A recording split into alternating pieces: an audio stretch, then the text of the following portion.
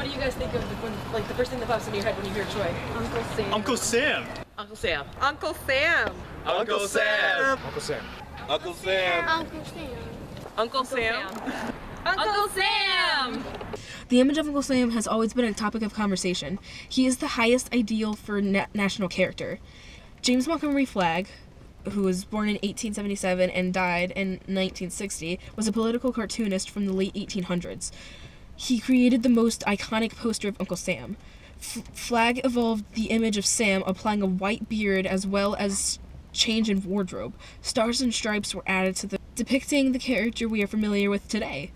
It was originally published as the cover for the July 6th, 1916 issue of Leslie's Weekly with the title, "What Are You Doing for Preparedness?"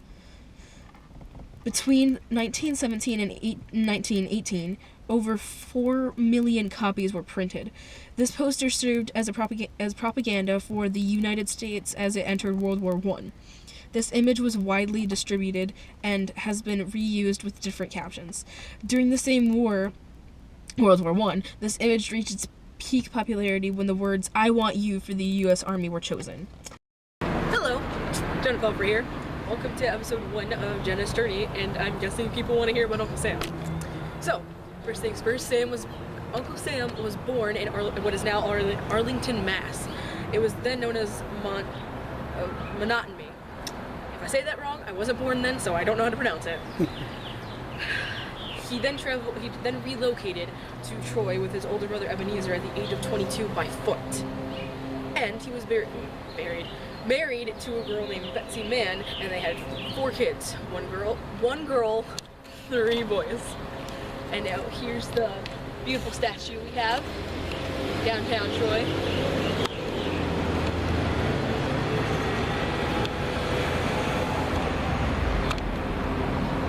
Now let's head to Prospect Park, shall we? Uncle Sam purchased property on Mount Ida, which is now Prospect Park, due to its close proximity to the river. The natural elements that they found here was they could use to make really awesome clay to help make bricks. They were the first bricks native to Troy, and most of the historical buildings here are still made of Uncle Sam's bricks. Now let's go to Berry Street.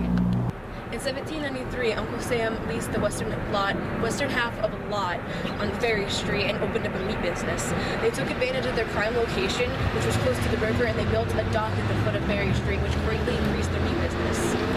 Now on to Oakland Cemetery. So here we are at Uncle Sam's grave. Now his rule in the War of 1812 was large. The demand for meat rations and supplies increased greatly, and the Wilson brothers' their location that they were set on for the dock of the Hudson River was ideal. Wilson brothers established a contract for 2,000 barrels of pork and 3,000 barrels of beef for 1 year. Uncle Sam was appointed as meat inspector for the Northern Army. His duties were to make sure that the barrels were properly packaged and labeled. Each had to be labeled EAUS, which stood for Albert Anderson, United States. Majority of the meat was shipped to Greenbush, and many of the soldiers there were from Troy, and they recognized the barrels when they came as US, and they associated that with Uncle Sam instead of United States. Uncle Sam then died on July 31st of 1854. Well, that's all we have about Uncle Sam.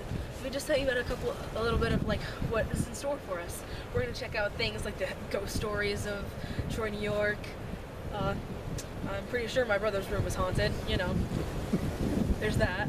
We're also going to talk about a lot of the historical sites that are here, just a whole bunch of things. See you next time.